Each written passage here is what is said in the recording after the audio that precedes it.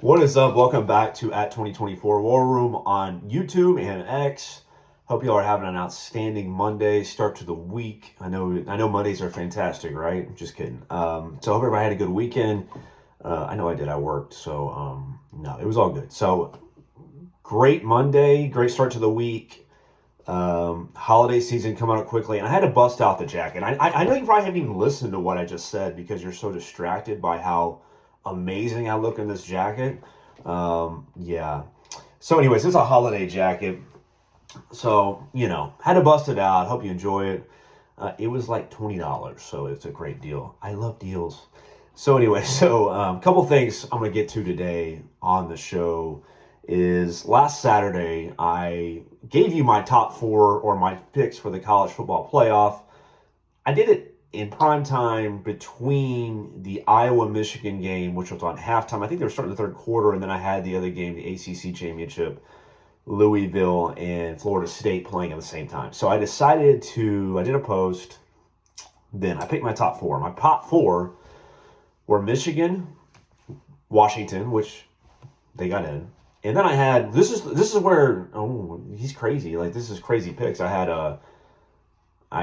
Alabama at 3 and Georgia at 4. And not a lot of people did that. Not a lot of people had those picks. I didn't see most anybody had those picks. Most people had FSU at 3, Florida State, and then they had Alabama at 4. And then some people had, who was at 4? Other people, Texas at 4. I'm sorry, Texas at 4. So most people had Texas. Really, they didn't even have Alabama in there. I'm just going to be honest with you. Most people did not have Alabama. Hey, we got a cheap operation. I'm sorry, the phone moves. I'm sorry. So most people had Texas at number 4. I didn't have Texas in there. So I got 3 out of 4 right. I rolled the dice. I didn't feel like I rolled the dice, but with Alabama getting in, I was proven right in that aspect. I did miss Georgia getting in, which to me was more of a wild card because they just lost. And timing is not good when you lose the last game of the season in the championship. That's going to hurt you more, right? And so the top teams, the teams in the playoff: Michigan, Washington, Texas, and Alabama. So really, I thought, like I said, Alabama, in my opinion, deserved to be there. That was really the most controversial pick the most controversial pick out of all 4 was Alabama getting in, because Florida State, most people picked to get in. I didn't, and I was proven right on that. Florida State was 13-0, ACC champion. So this is the first time they're a Power 5 conference. First time an undefeated team from a Power 5 conference did not get in. So, but there's a first time for everything. I mean, if you look at the system, the playoff system, number one, it's broken to begin with. So let me put it this way. When you only have 4 teams eligible to get in the playoffs, to me, you're already broken. Because if there's a Power 5, why wouldn't not everybody get in, right? And so, not only that, I mean, if you're really top 4 teams, it's kind of hard to, unless everyone goes undefeated, and everyone, I mean, it'd be a lot easier and all this other stuff. But Florida State, in my opinion, if you watch that game Saturday night, I'm sorry, they do not look like the top 4 team. I don't care if they're undefeated. If you got to pick 4 teams, they're not one of the 4 teams. I'm sorry. From what I saw, I did not see a top 4 team. Okay? And I know all the haters out there in Florida State, and they love Florida State. I get it. You probably are pissed and all this other stuff. I would be too, probably, if I was a Florida State fan. But I live in reality. They weren't one of the 4 best teams in America, okay? Maybe deserving from the aspect of they won their conference, but they're not the best 4 teams. So my argument for Alabama was, I'll start with this. For Georgia, I still think Georgia should have been in there over Texas. Why? Because they had won 29 games in a row. They were undefeated like hours before like Saturday. They were undefeated. 12-0. They're the 2-time defending national champions. You can't drop from 1-6 when you lose by 3 points against an Alabama team on a neutral site. I think that's outrageous. And the reason against Texas, one of my reasons was, how are they number 8 the week? How are they number 8 the week of the Big 12 championship? And who do they play in the Big 12 championship? Oklahoma State, a 3-loss team who lost to South Alabama. Have you heard of South Alabama? I haven't heard of these people, but they lost to them. They lost 3 games. And so you're telling me Texas is number 8. They beat Oklahoma State, who's a 3-loss team, who lost to South Alabama. They're going to jump 5 spots to number 3? What? How does that happen? It just doesn't make sense. So the whole system to me is messed up to me. So glad Alabama got a win. They should have got in. I mean, they beat the number 1 team who had won 29. Are you going to leave them out? You're going to leave the SEC champ out of a conference that wins almost every year? Really? That doesn't make sense.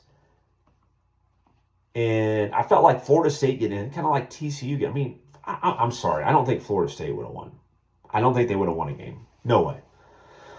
And there's a lot of talk online, too, about Florida State boycotting the Orange Bowl. They're going down there, hanging out, doing all the things, taking advantage of, being where they're at, Miami and this and that, and then not even taking the field. So I think that's bullshit. I would not do that.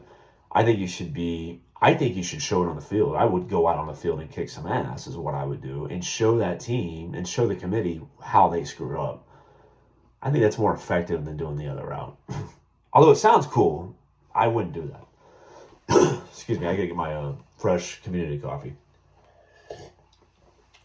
So, top 4 teams, Texas in, Georgia should have been in, Alabama in, which I think is a good move. But Texas is a good team. So I don't think, they're in. I think Georgia should be ahead of them. But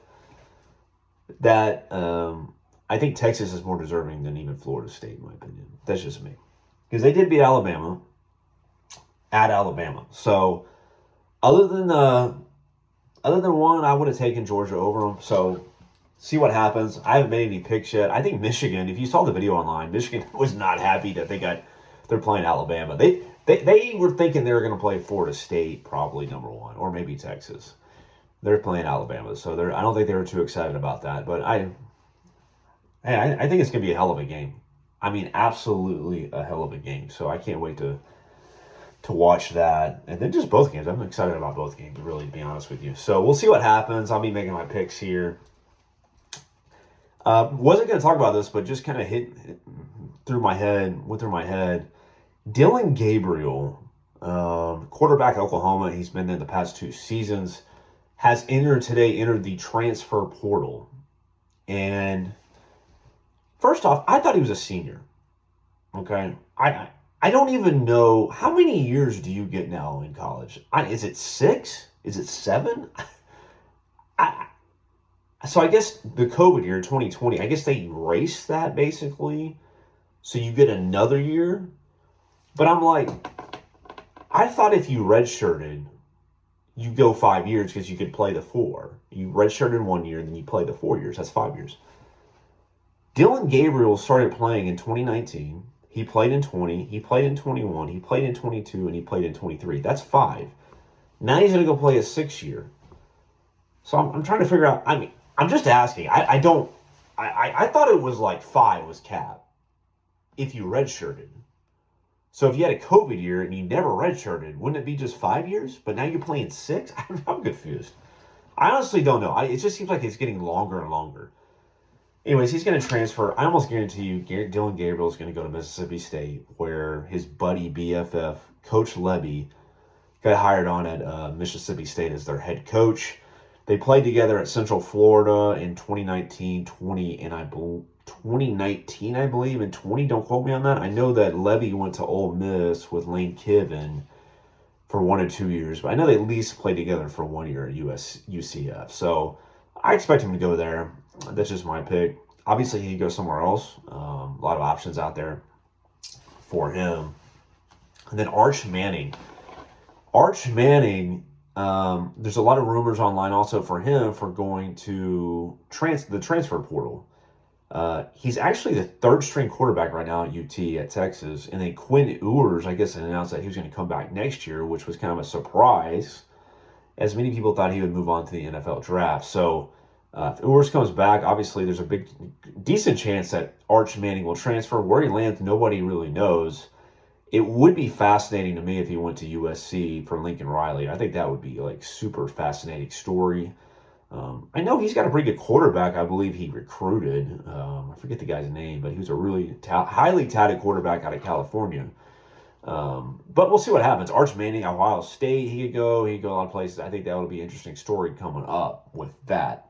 So, like I said earlier, moving on. Iowa Caucus only 42 days away. So only 46 weeks from today, the Iowa Caucus kicks off the Republican nomination for president. I'm not going to run through the polls. The polls have Trump. I'll just say this. The average right now for Trump to win the Iowa Caucus, if you look at the polls, the average on 538, the polling company 538, he's up, I believe, 27 points, 44-17. Now, they haven't put out a poll since 4 weeks ago. I haven't seen any polls come out on that site, but he is up 27 points over DeSantis. I believe it's 44-17 in Iowa. Now, obviously, DeSantis has got some huge endorsements. The governor of Kim Reynolds of Iowa has endorsed Donald Trump for president, which I'm sure that I would imagine that helps.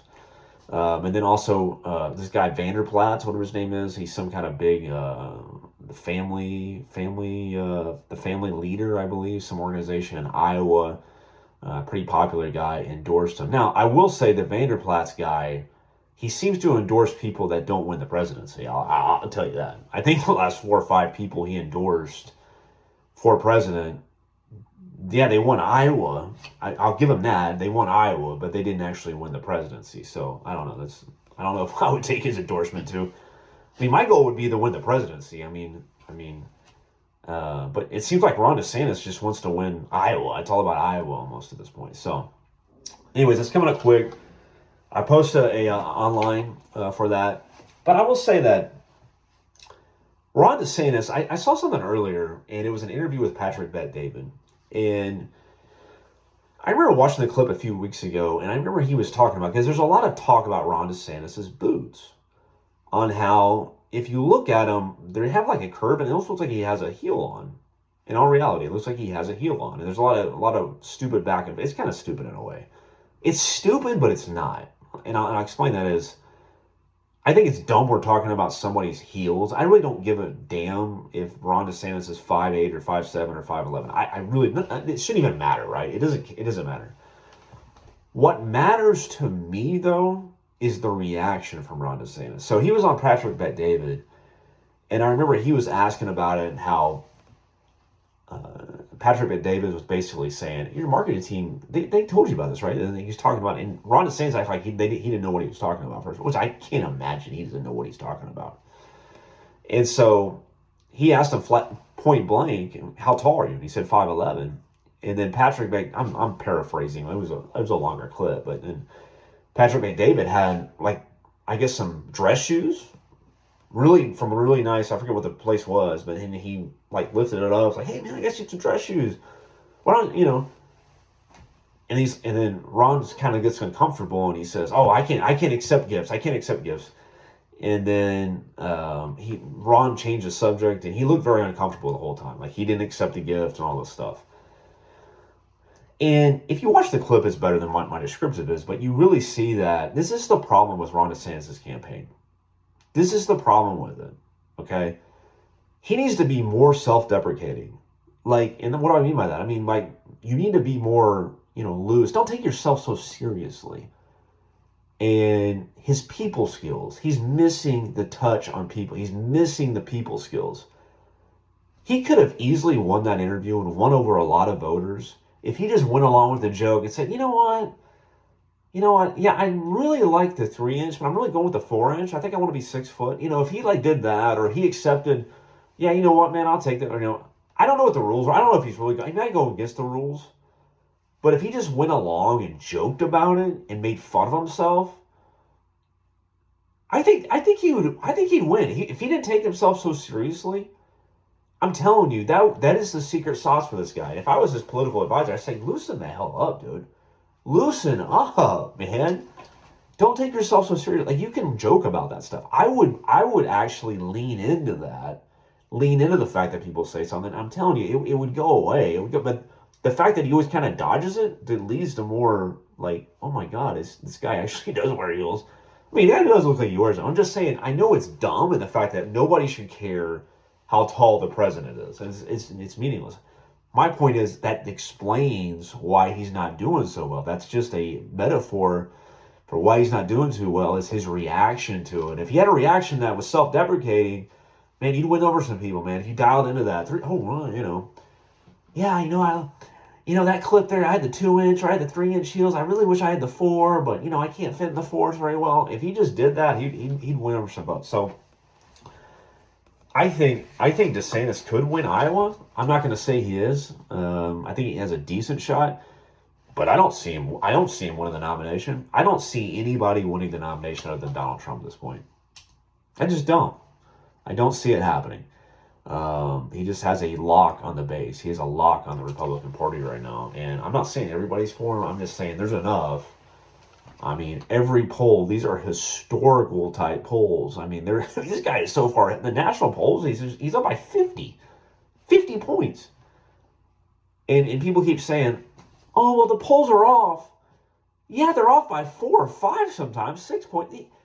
Dude, show me a poll where somebody's off by 50.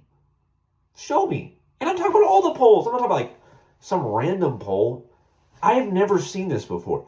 Go look at any poll that somebody's off by 50 points. Really? Okay.